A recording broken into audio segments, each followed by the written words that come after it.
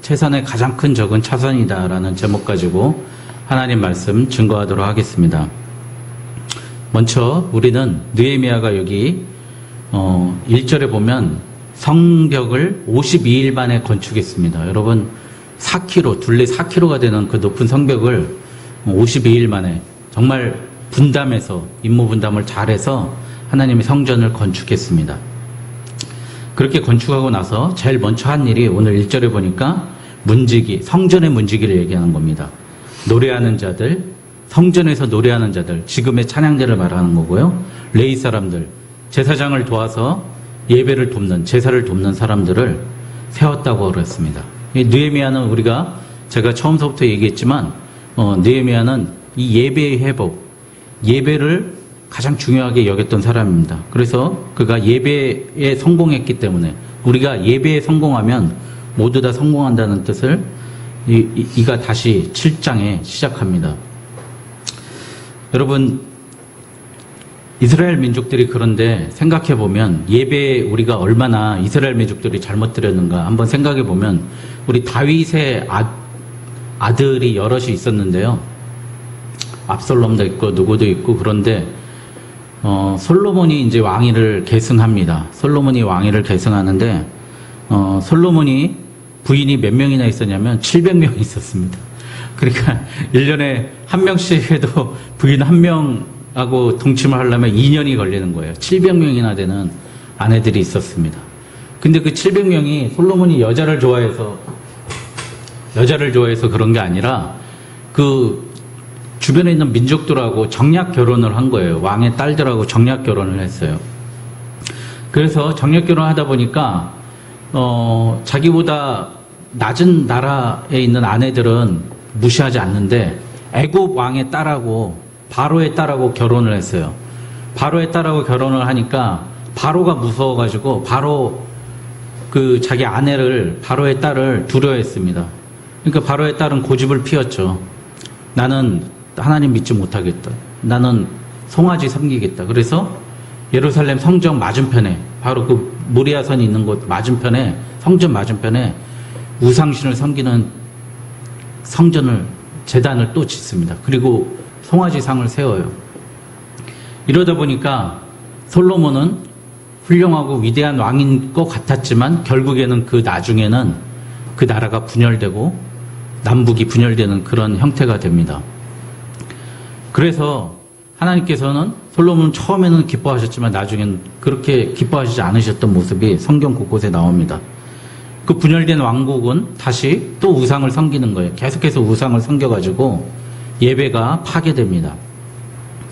심지어 이스라엘 마지막에는요, 유대 마지막에는 시드기야라는 왕이 있었는데 시드기야 왕은 이제 바벨론하고 전투를 치르다가 자기네가 질 것 같으니까 다시 애굽한테 동맹을 요청하고 애굽의 도움을 요청하다가 그래도 유대가 망해버려요.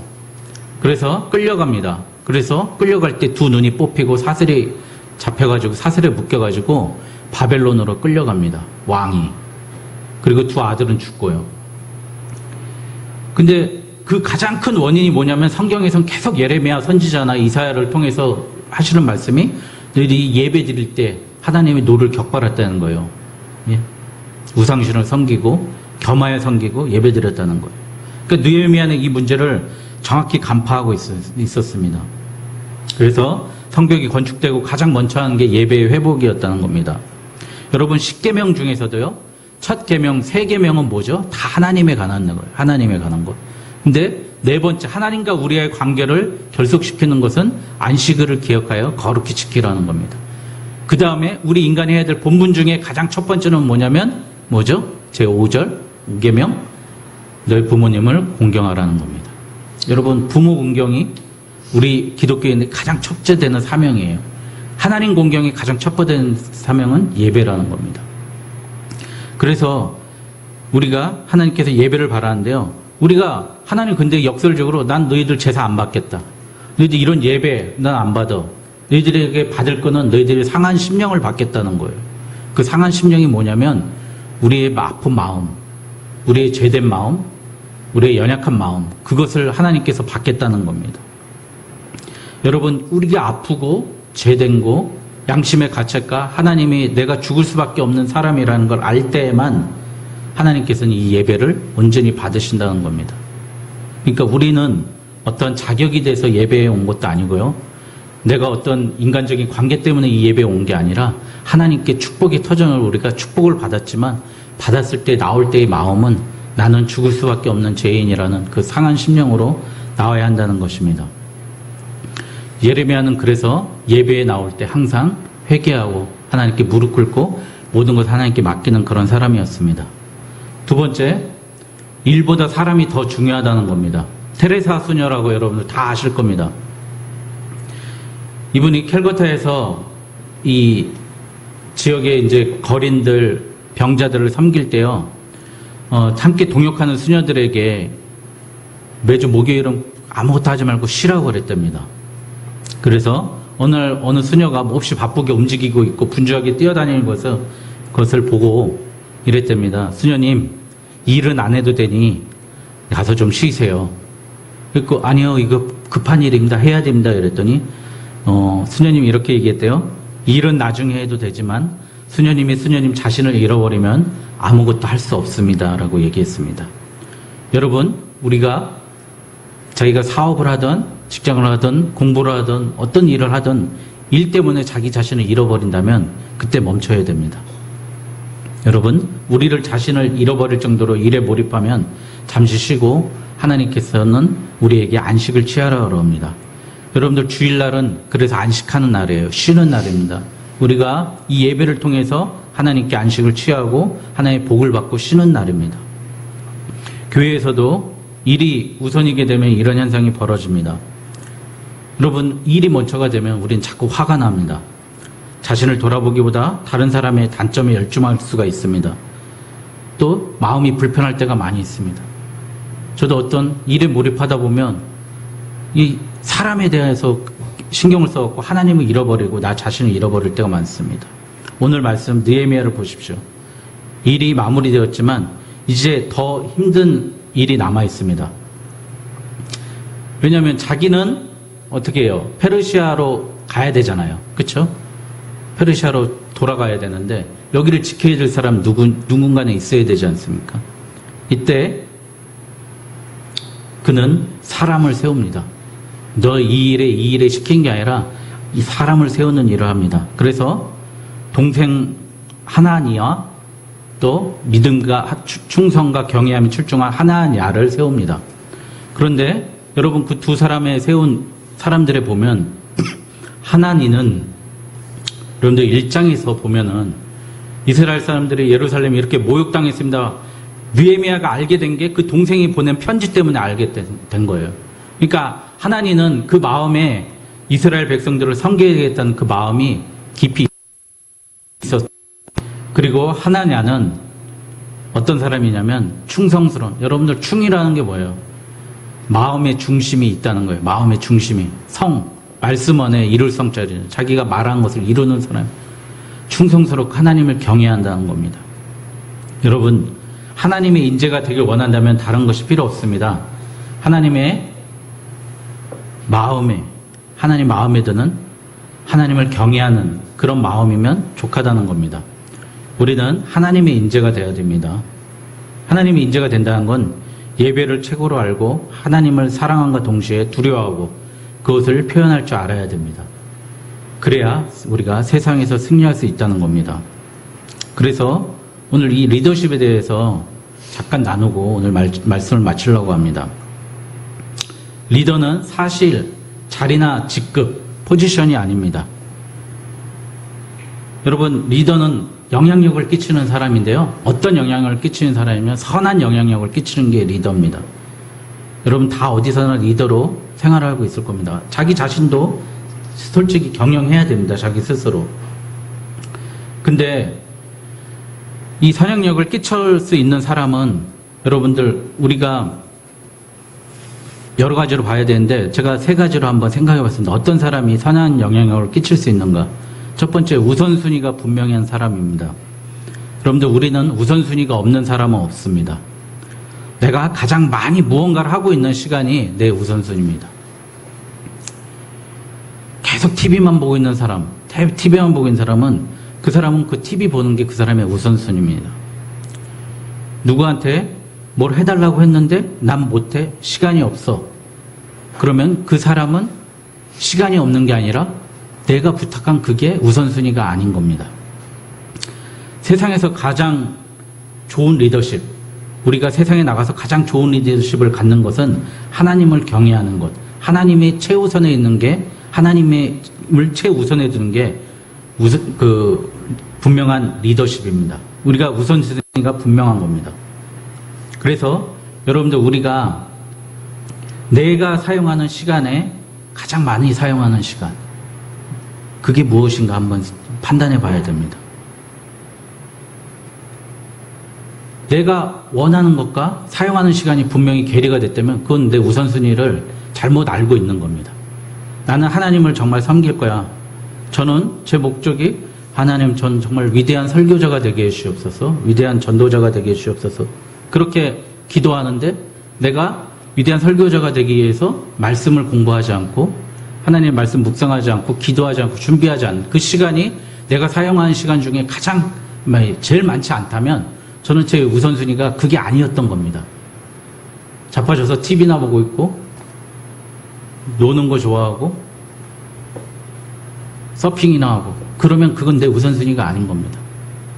여러분, 내가 가장 많이 사용하는 시간, 그게 내 우선순위입니다. 그것을 우리는 하나님을 경외하는 것에 우선순위를 두는 것으로 바꿔야 합니다. 두 번째, 저희 어머니가 화요일날 저희 얼마 전에 홍콩을 다녀오셨지 않습니까?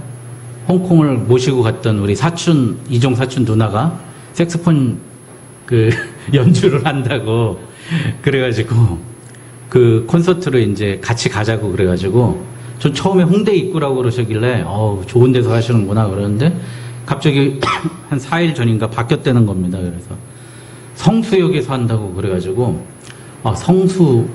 성수역이 옛날에는 뭐 원당 같은 거 많이 하고 공장 많았던 지역이 그게 리모델링 돼가지고 지금 카페도 많고 이렇게 좋은 사회적 기업도 많아서 거기로 바뀌었구나. 맞아요. 성수역에도 그런 카페가 많아요. 그래가지고 가셨어요.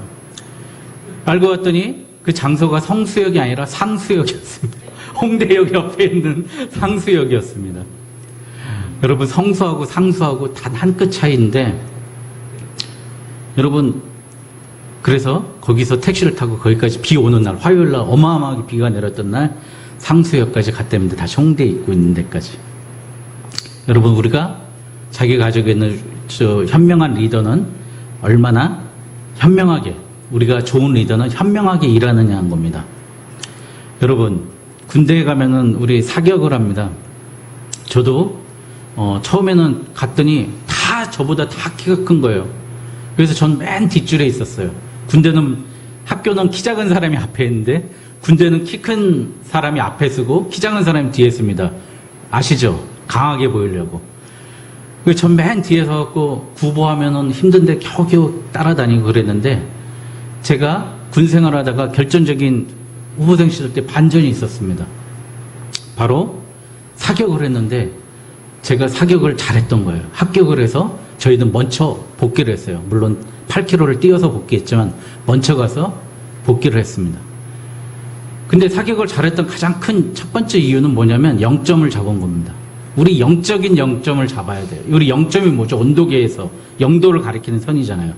지금 10도인데 0을 가리키고 있다면 우리는 10도 높은 곳에서 착각을 하면서 살게 되지 않습니까? 바로 현명한 목표가 있어야 되는 겁니다. 0점을 정확히 잡게 되면 탄을 3발을 써가지고 3발이 한 군데 0.7cm 안에 모여야 합격인데, 그렇게 탄착군이라고 하는데 그게 형성되면 내가 다시 조준을 해가지고 크리크를 수정해서 쏘게 되면 정확히 맞게 됩니다. 그게 바로 0점입니다. 여러분들 양궁, 오늘 올림픽 아시안게임에서 보면 양궁 쏠 때 그 깃발을 놔두지 않습니까? 깃발에 바람 부는 그 방향을 통해서 사격하는 사격 선수들은 약간 오른쪽으로 조준하고 왼쪽을 조준해서 사격을 합니다. 그게 바로 0점이라는 거예요. 자기의 0점을 알고 있기 때문에 그런 겁니다. 우리도 영적인 0점을 알아야 됩니다. 여러분, 우리 어머니가 아무리 사랑하는 마음으로 이종 조카를 사랑하는 마음으로 갔다 할지라도 상수육이 아닌 성수육으로 열심히 가면 그거는 잘못 간 겁니다. 우리 삶도 마찬가지예요. 우리가 아무리 열심을 노력하고 한다 그래도 하나님이 원하시는 목적을 따르지 않고 하나님이 바라는 방향을 따르지 않고 세상이 바라는 목적으로 따르면 우리는 하나님께 올바르다 인정받을 수 없는 것입니다. 여러분, 바로 리더십은 현명하게 노력을 기울이는 겁니다. 그래야 즉 성과를 낼 수 있습니다. 그 리더십의 원천을 요한복음 15장에서 말씀해 주셨습니다. 우리 요한복음 15장 한번 읽겠습니다. 한번 찾을까요?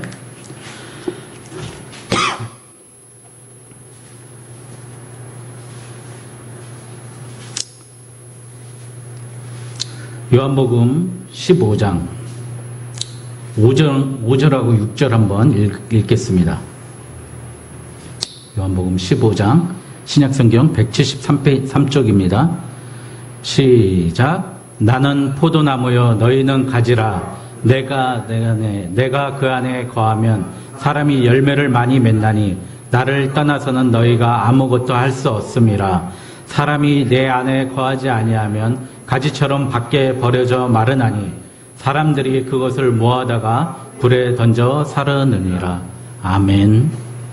저도 포도밭에 보면 그 썩어 문드러진 나무들 다 모아가지고 가을 되면 싹 모아가지고 따닥따닥 하는 소리 내면서 말려가지고 태우는 걸 봤습니다.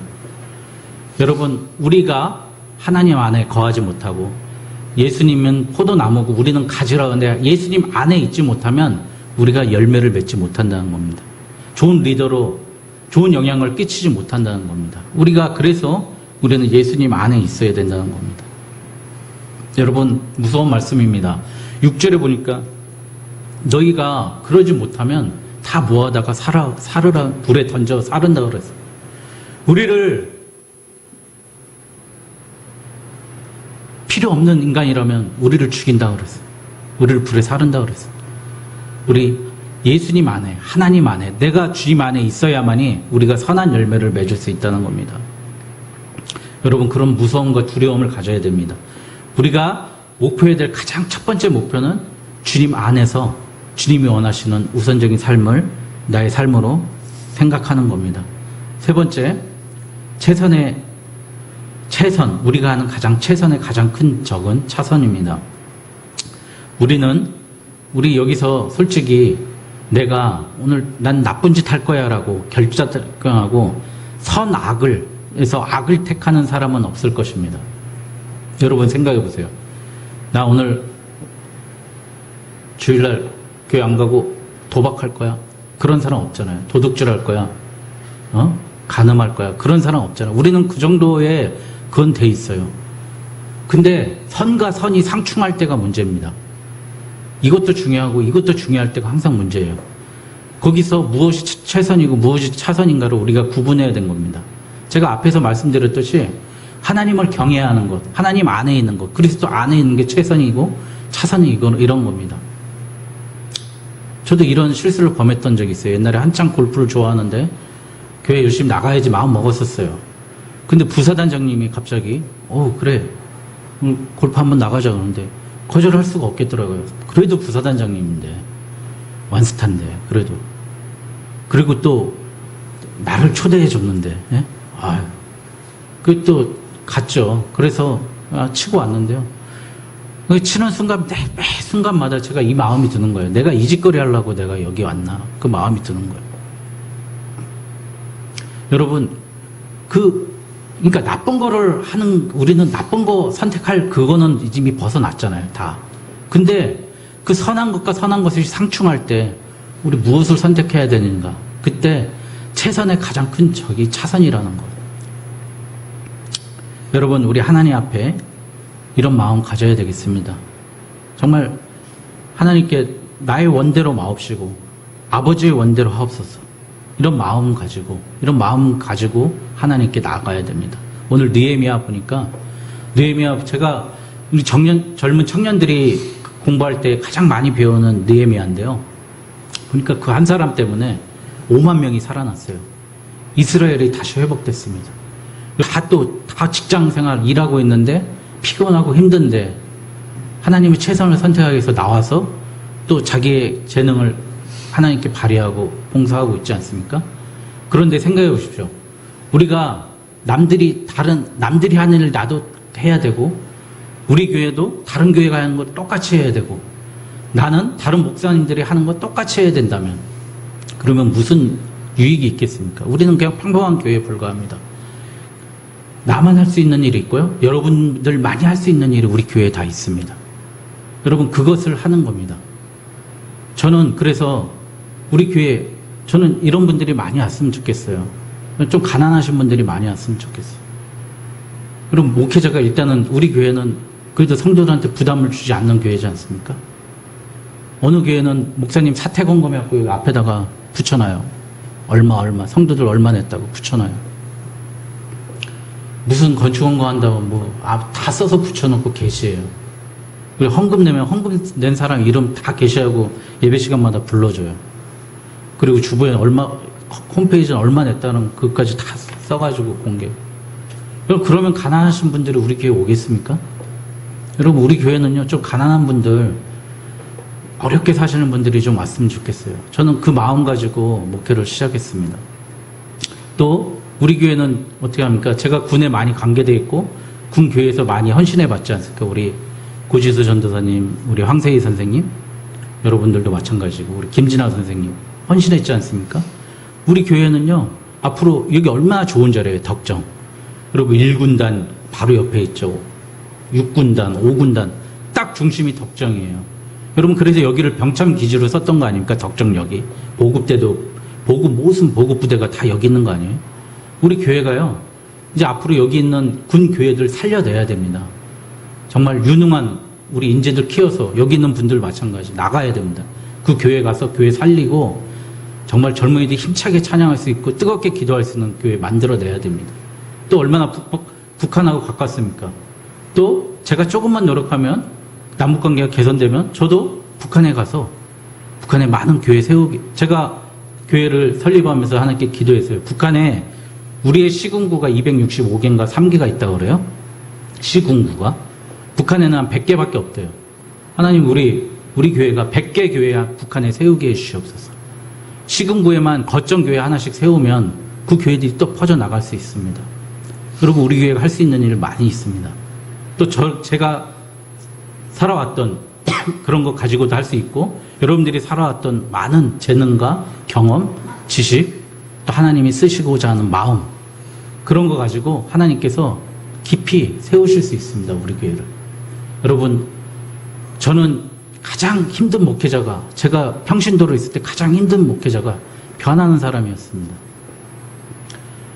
이번 주에 오면은 알파 프로그램 하자 그러고, 그 다음 주에 가면은 두 날개 프로그램 하자 그러고, 무슨 책 읽자 그러고, 성경 공부 뭐 하자 그러고, 다른 교회 간다고 막 그러는 거예요. 그거를 인테그리티라고 그럽니까? 통전성이라고 그러는데요. 시종 일관되는 모습이 우리에게 필요합니다, 마지막으로. 여러분, 자기 자신의 모습이 일관된 모습으로 나아가는 것. 여러분, 그게 우리에게 정말 필요합니다. 여러분, 하나님께 영점을 조준하고요. 우리가 일관된 모습으로, 변함없는 모습으로 하나님께 꾸준히 나아갈 때 하나님은 우리가 있는 그 처소부터 변화시킵니다. 거기서 살아있는 리더를 시킵니다. 내가 정말 말단에 있더라 할지라도 그 사람을 그 지역에, 그 자리에 리더로 세웁니다. 요셉처럼. 분명합니다, 이것은. 여러분들, 내가 말단에 있다고, 내가 지금 하고 있는 게 잘 안 된다고 좌절하지 마시고 하나님께 집중하면서 하나님이 원하시는 하나님의 뜻을 이뤄나가는 저와 여러분 되시길 주님의 이름으로 축원드립니다.